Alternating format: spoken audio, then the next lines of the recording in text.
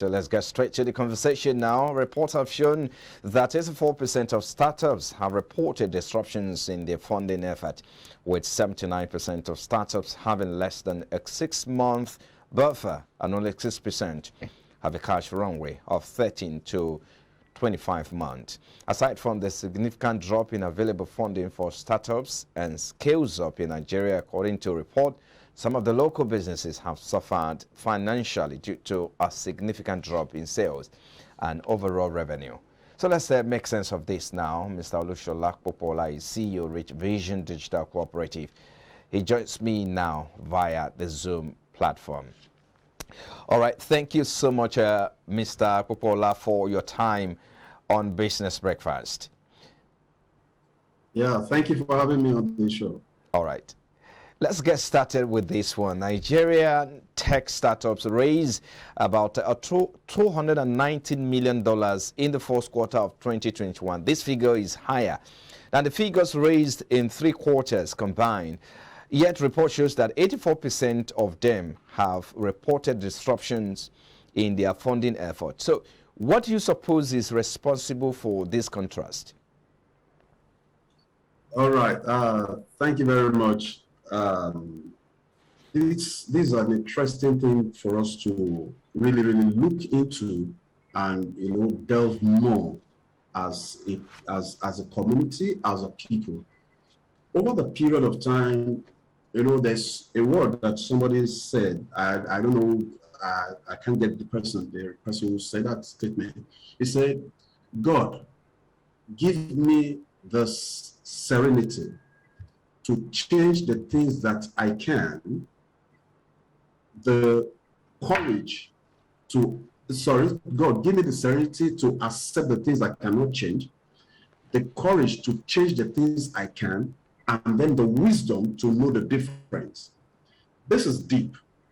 I'm going to take another route because most of the time when we talk about SME startups, SME failures, we tend to put the blames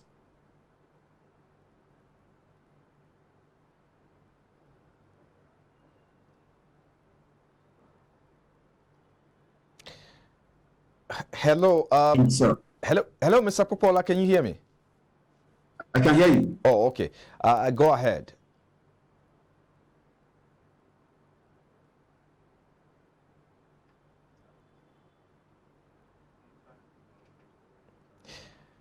We seem to be losing touch with, with your audio there. If you can speak Clearly. louder a bit. Yes, go ahead. I can hear you clearly. Yes, go on. Okay. I said that most of the time, entrepreneurs will look outside in the ecosystem to look at the reasons why we are not succeeding or this and that. And I started by saying that there's a popular saying that says, "God, give me the courage, the serenity to accept the things I cannot change, the courage to change the things I can, and then the wisdom to know the difference." Now, as entrepreneurs, looking at the figure, there's no time in the world that there's so much money available for business as it is right now.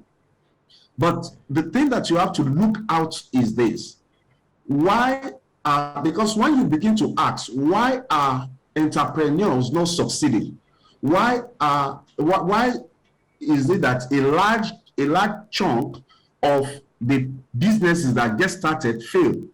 You will have to answer that question by looking at those that succeeded.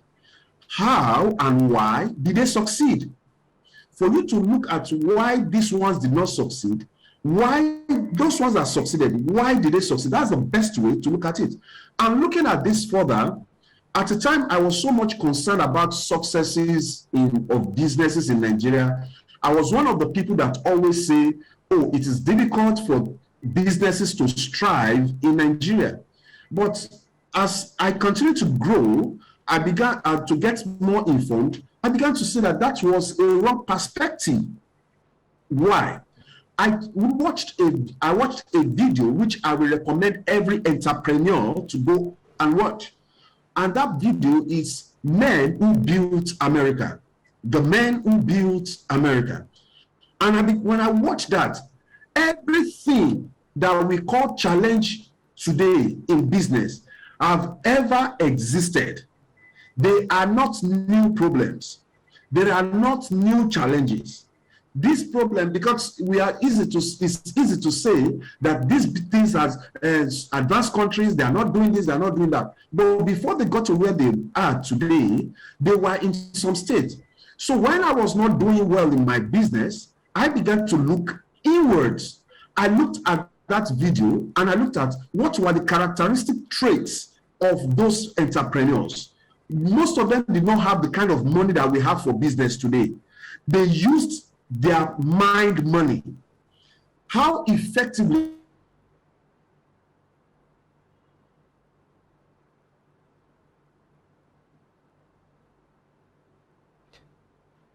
do entrepreneurs use their mind money? How effectively do we plan? If you ask most of the entrepreneurs or startups today, ask averagely as a consultant, when I ask them, where is your business plan? Where is your business plan?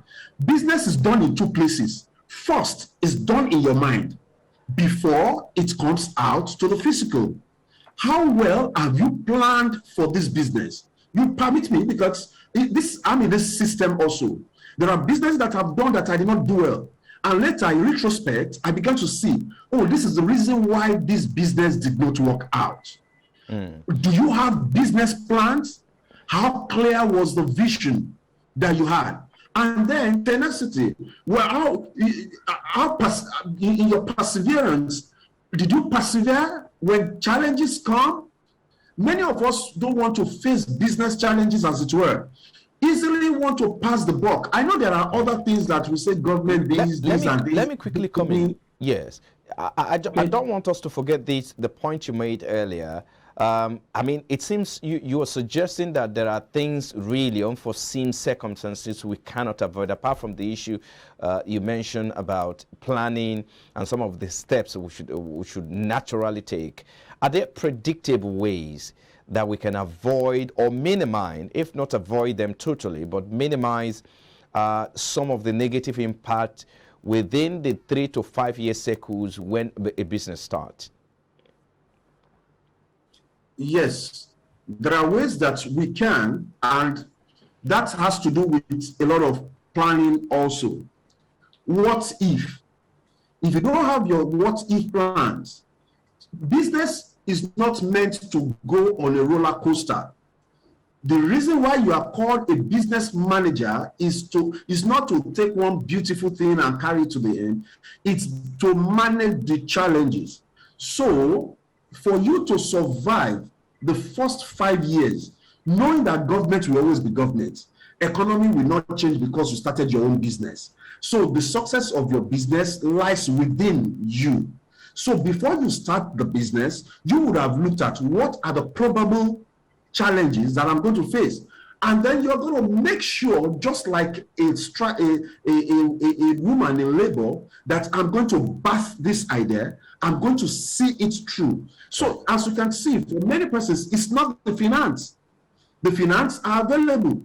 So what gives the problem? If finance is there was a problem. Mismanagement and things like that, which will boil down to how did you structure the organization at the beginning? Now, you see, when you are planning, for the big companies that are so big now, if you see them, the way they plan, they are budgeting as entrepreneurs now. If you ask most entrepreneurs, do you have the budget for 2022 yet? Most people don't have it yet. Or when 2022 comes, we're going to do it. Now, I always give this illustration. If you want to sew clothes for a man, an elderly man, and you want to sew the same trouser or pants for a small boy, you will sew them in the same way. The only thing that will be different is the material. The material. The small. The size. So what I'm trying to do is the size. Yeah. Now, what I'm trying to say is this: the same way big organization, what they need to do to survive is what you as a small organization needs to do.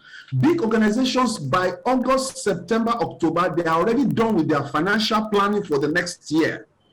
As entrepreneurs, you are waiting for the new year, waiting for budgets to be read. What you are running a business. This is not the first time. You don't need to wait for budget or something to be read. You need to make your plans ahead. So what I'm saying is this: for any entrepreneur, it will continue. It's not peculiar to Nigeria. It is everywhere. Okay. Business success starts right from the mind.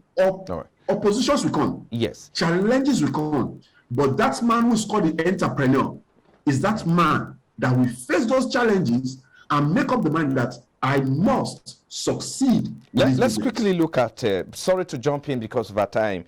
Most of the fundings for tech startups in 2019, according to a report, were majorly channeled to the technology ecosystem in Nigeria, and it attracted about $700 million US dollars. So why do you think there seems to be a lack of Frank, appetite? I'm not picking you. Can you hear me? Can you hear me now? I didn't get you at all. Yeah, I can hear you now. Okay, I was asking you, yes, of course, you've put all of these on the table. Then again, yes, the availability of fund is there, but it seems most of the fundings that we're getting is a channel towards the technology ecosystem in Nigeria. So, and while other there's a break sectors, there. Can you hear me? There seems to be some disconnection here, Mr. Popola. But I don't know if you can hear me. I was asking you, why do you think there seems to be a lack of appetite for other sectors? Because report shows that over $700 million US dollars that came into startups funding were channeled to the technology ecosystem. So why do you think there seems to be a lack of interest for other sectors?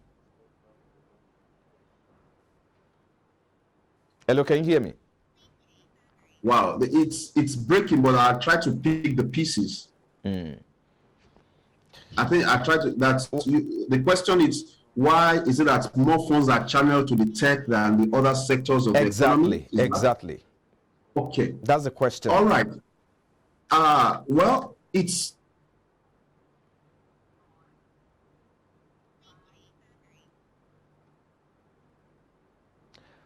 Hello, Mr. Popola, can you hear me? I think we're having challenges, connecting with, with the audio there. Okay, can you hear me now? I'm aware you're back. If you can hear me, maybe you have to continue so we can wrap up on that note. Wow, it's okay. I was saying, I said, can you hear me? Tech, I can hear you. I can hear you clearly. Mr. Popola, can you hear me? I can hear you clearly. I can hear you. Okay, so if you can hear me, I want you to go ahead and tell us why you think there seems to be much attraction for technology sector than other sector, and how do you think we can attract investment and interest in other sectors?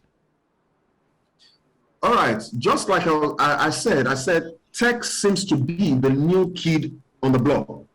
And most entrepreneurs are looking for quick or fast return on their investment. And if you look at the tech companies and the ecosystem, the tech organizations, it's something, most of them, they are virtual and it's kind of digital. The risk is so little because you are working in a system that has to do more with the mental stuff. So now, for the other sectors, the gestation period for investors to recoup investment could take a while. Now, the other sectors are controlled, have a lot of government control and everything like that. But if you look at the tech areas, tech guys are some guys that sit down in their rooms, bring up an idea, and then they launch out. Not necessarily going through government or anything through bureaucracies and other stuff. So it's easier for me to come up with a concept and I look for someone to fund it from outside. And because we are meeting technological needs of the advanced country or just adopting new technology, you see that a lot of people want to pump money in those areas. So it's like a new sector which everybody wants to take their own part of the cake. Now, in order to attract investment to the other sectors, you must make them look attractive also. If they are not attractive, no one is going to put it. Talk of agriculture now. How do you want for you to attract investment into agriculture now? You want to tell people that come, if you do invest in our agricultural sector in this country, don't worry, your investment is going to be secured. But where I can't give account, I'm in Nigeria here. I play in the tech sector. I'm an agile scrum master, and I manage IT projects outside the country from where I'm sitting down in my house. I can't do that for a farm. And the owners of the business, they can monitor what is happening, how best we are doing. But then for other sectors like the textiles industry, the farm and every other thing, you need physical presence, you need assurance that if people come into, most importantly, is security. All right. Most people consider security as one of the major areas. So what we can do as a people is to give assurance to people, to investors, that when they come into this area, there are long-term investors that will be ready for long-term reward. Such people will have that assurance that if I come into this sector, I can be sure 10, 20 years, I can wait for my return on investment to come in. But if those areas are not taken care of, I tell you, any international investor, locally or internationally, will look for a sector that will quickly give high return on investment at the earliest possible time. It's all right. I think we need to leave it there. Thank you so much. Mr. Olushola Popola is a CEO at Rich Vision. Thank you for your time on Business Breakfast this morning. Thank you for having me. It's a great pleasure. It's all right.